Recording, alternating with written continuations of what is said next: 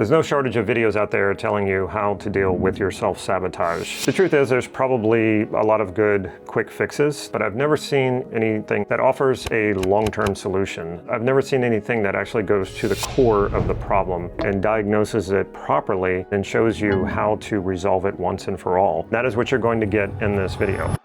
Once you use what I give you, you will never experience self-sabotage again, and if you do, you will know how to resolve it once and for all. Let's start with diagnosing the problem. Why do you self-sabotage? Why would you purposefully prevent yourself from getting what you want? The truth is, that's not what's really happening. You're not really sabotaging yourself. There's something I often like to say when it comes to these types of things, that there is no problem that communication and education cannot solve. Now, when I use the word unconscious, which often people refer to as the subconscious, I don't like to refer to it that way because it makes it sound like it's something underneath or below the conscious mind. The unconscious, the subconscious, the conscious mind, there's no mind better than each other. It's all one mind. It's not as mysterious as it sounds. Your unconscious mind is just everything that you're not conscious of. That is everything from what is beating your heart, blinking your eyes. It's also all of the thoughts, memories, and beliefs that you are not currently aware of that have fallen from consciousness into unconsciousness simply because you're not paying attention to it. Think of your unconscious as like this basement that has accumulated all of the things that you've forgotten about. The truth is that most of your beliefs are actually unconscious. When something is unconscious, it has more control over you than what you consciously are aware of, because what you're consciously aware of, you can actually change. So if you're having a problem and you're not conscious of it, you might feel the negative effects of the problem, but you don't know what to do. You don't know how to change it because you're not actually conscious of the problem. By bringing the problem into consciousness, now we can work on it. So what's really happening when it comes to self-sabotage is you're not communicating very well with your unconscious. And when something arises out of your unconscious, it might look very strange to you. You might not even recognize it. It might look like a complete alien. Why would I do this to myself? Why would I want this? Now, another one that comes from your unconscious that most people don't even think of is intuition. When you have an intuition, that is something that had been processed unconsciously until you arrived at a conclusion. And once you arrived at that conclusion became conscious. When it became conscious, it feels like that eureka moment, like I have an insight. Wow, where did this come from? Now, unfortunately, because people don't understand that it came from their unconscious, they often attribute divine-like qualities to it, and they say things like, well, my intuition's always correct, and that is just simply not true. Your intuition came from your mind. It came from a very similar thought process that you do consciously. You just weren't consciously aware of it. But again, this is one of those things that arises from your unconscious. When you don't understand that it came from your unconscious, you start to spin all sorts of stories about it. This is exactly what's happening when you experience self-sabotage. You don't know why you're resisting or holding back from doing something that to your conscious mind seems like, well, of course I want this. Of course I want to do this. So if you go around thinking that you are purposefully sabotaging yourself, then you start to vilify a part of yourself. And then there becomes this sort of split, this disconnect, and this feeling of internal conflict and this feeling of fighting yourself. When you're fighting yourself, you cannot win. I have people come to me for coaching and they say, well, I have this side of me that is sabotaging myself and it's holding me back and I want to defeat it once and for all, as if you're going to destroy a part of yourself. And that's a good thing. It's not. Even if you do achieve what you want by defeating part of yourself, you're not going to be very fulfilled because part of yourself either is dead or it's beaten down. That's not healthy, and that's not what fulfillment is. Fulfillment comes from a sense of wholeness, a sense of unity, being fully integrated. Let's say you're still skeptical of what I'm saying and you're not quite bought into it just yet, and that's fine. This will work for you even if you're skeptical. In fact, it might even work better for you if you are skeptical. Let's just try this on. What if what I'm saying is true? That you're not actually trying to sabotage yourself? That you have these unconscious parts that have become isolated from the rest of you. They are trying to fulfill a positive intention for you. And the way that that is coming out is it looks like resistance, like part of you is objecting, like part of you is trying to hold you back. And it has nothing to do with it not wanting you to be happy or successful or any of those things. In fact, it does want you to be fulfilled, and that's why it's doing what it's doing. Now ask yourself, is this perspective better for helping you solve this problem? Is it a more resourceful way to approach this problem? I think you know the answer to that right away. Yes, of course, it's much easier to solve this problem if you start with with this perspective. Now let's talk about the process. I'm going to give you an overview. However, there is a step-by-step PDF. You'll find a link to it in the description of this video, or you can scan this QR code. So listen to my overview first. It's much more helpful if you have an overall understanding of it before you run your actual situation through the process step by step, and you'll see that you will resolve this issue once and for all. I'm going to use myself as an example. There was a time when I really felt like I couldn't become as successful as I wanted to be. It felt like I couldn't make the money that I wanted to make, and it really felt like something was trying to sabotage me, like it was trying to hold me back. What I did was I set a goal. So let's just say I want to make $1 million next year. What I want to start off doing is eliciting my values behind what's driving me to achieve that goal. Most of the time, people just set a goal and then they go running after it without really understanding what it is they're trying to fulfill. And this can actually be part of the resistance, because if you're setting a goal that is not truly going to fulfill you, your unconscious is actually quite wise. It's not going to do it for you. So if you set a goal because you wanted to gain respect or you wanted to get people to admire you, deep down inside, you have a lot of inner wisdom that is telling you that's not going to do it for you. It's not going to be fulfilling at all. In fact, it's probably going to turn out worse than you think. Sometimes the resistance is just that you haven't set a very good goal. It's a goal that's not going to fulfill you. So in order to know if a goal is going to fulfill you before you even start off working toward it, elicit your values. And once you know what those values are, then you will know if this goal fulfills you or not. How do we elicit our values? When you set the goal, you just ask yourself, what is important to me about achieving this goal? Or what will achieving this goal do for me? And you keep asking those questions and you keep pulling out more and more values. So let's say I set a goal to make $1 million next year. I elicit my values, and some of those values are success, happiness, and joy.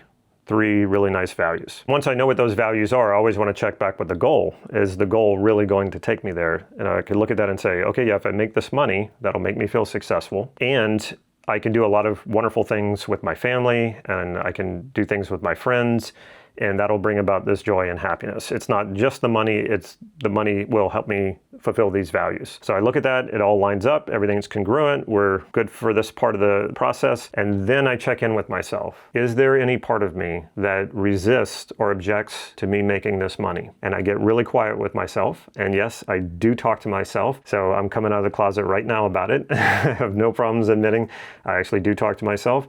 And there's nothing wrong with doing that. You can even think of it as a meditation. You ask the question and you get quiet and you listen. You never know exactly how resistance is going to show up. Sometimes it shows up as a voice. Sometimes I see an image that lets me know, okay, this is the resistance. It could come up as a feeling. Just get quiet and listen with all of your senses. And when I actually did this, I heard a voice say, yes, I'm resisting. I have a problem with this. And so anytime that happens, when you make connection with the resistance, the last thing you want to do is treat that resistance like an enemy. The resistance is coming from a part of yourself, and all parts of you are valid. You want to thank this part for communicating with you. And this is what I was talking about with creating that channel of communication. But if you treat this part of yourself as you're putting it down, or you're treating it like the enemy, this is not a good setup for communication and connection with your unconscious. And remember, this is you. This is a part of you. So anytime you start to try to separate from yourself and put down a part of yourself, you've lost the plot. Now you're moving in the wrong direction. Get that resistance to talk to you, to give you a signal of some kind to whether or not it's resisting. Fear can be a form of resistance. Anger can be a form of resistance. Self-doubt can be a form of resistance. So I'm listening to this and I ask the part, what is your positive intention by resisting me making this money? And that's how you want to ask the question. You want to assume that the part is trying to fulfill something for you. And that's actually what it's trying to do. It's just gotten isolated from the rest of you.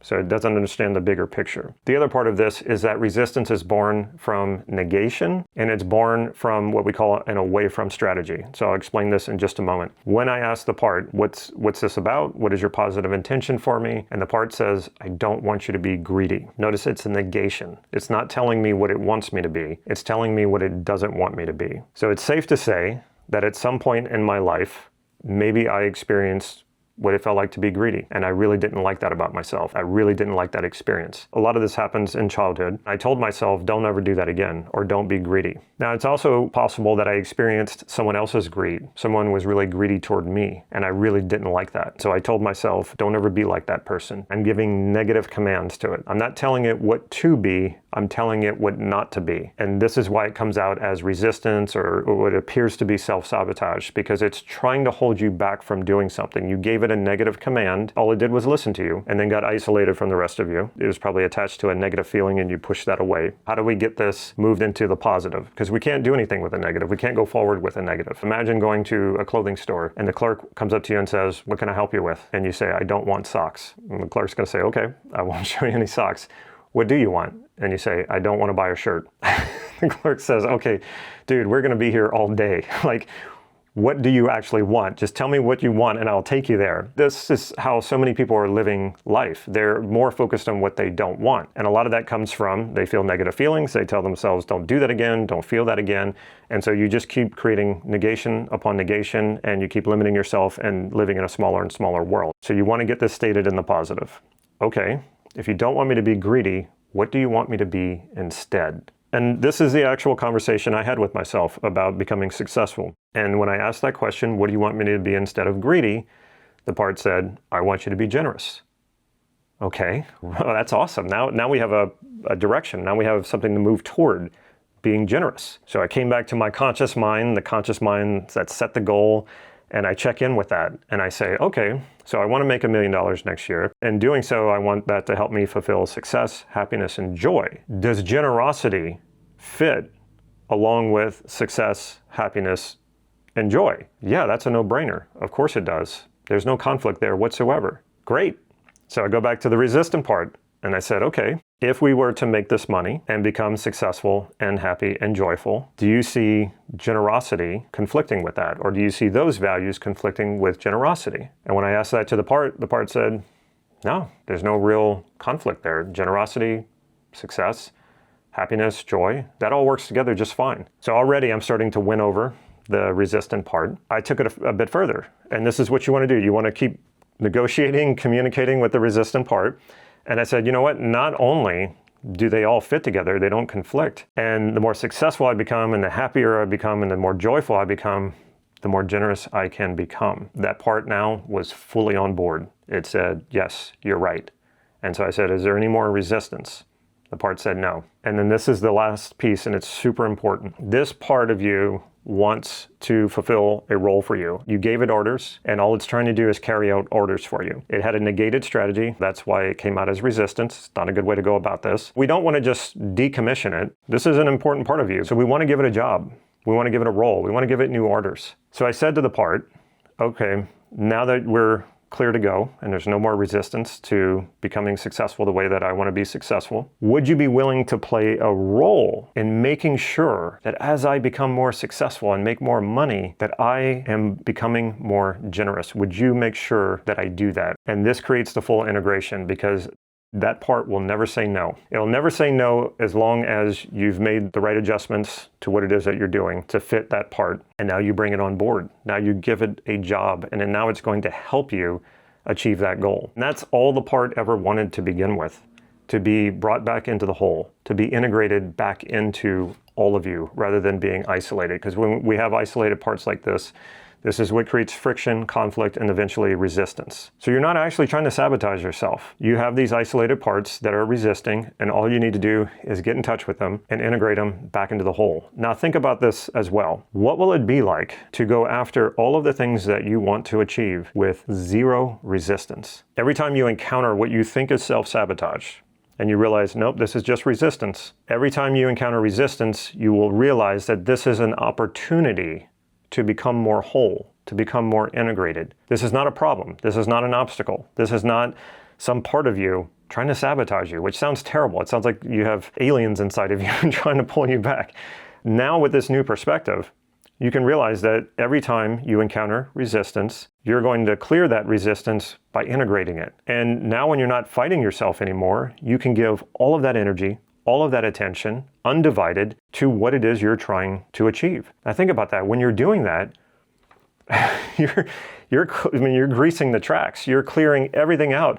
Now you're unstoppable because there's nothing dragging on you. There's nothing holding you back. There's no weight, dragging you down. You've freed yourself from all of that. And you are 100% now focused and giving all of your energy to this thing that you want to accomplish. You're not tying yourself up in these imaginary battles with yourself, this self that is trying to sabotage you. Now, you might think that this all sounds good, but you might be thinking, does this actually work? Well, give it a try, test it out, get that PDF. And also, if you want to see me doing this with an actual client, check out this video right here.